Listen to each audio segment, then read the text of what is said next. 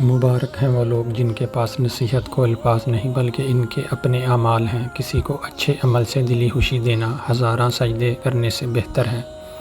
فتنہ انگیز سچائی سے مصلحت امیز جھوٹ بہتر ہے۔ اگر تم اللہ کی عبادت نہیں کر سکتے تو گناہ کرنا چھوڑ دو۔ عقل مند آدمی اس وقت تک نہیں بولتا جب تک خاموشی نہیں ہو جاتی۔ تو نیک ہو اور لوگ تجھے برا کہیں، یہ اس سے اچھا ہے کہ تو برا ہو اور لوگ تجھے نیک کہیں۔ بخیل آدمی کی دولت اس وقت سامنے آتی ہے جب وہ زمین کے اندر چلا جاتا ہے۔ یہ ضروری نہیں کہ جو کوئی خوبصورت ہو نیک سیرت بھی ہو، کام کی چیز اندر ہوتی ہے۔ کسی کو اتنا پیار دو کہ کوئی گنجائش نہ رہے۔ اگر وہ پھر بھی تمہارا نہ بن سکے اسے چھوڑ دو، کیونکہ وہ محبت کا طلبگار ہی نہیں بلکہ وہ ضرورت کا پجاری ہے۔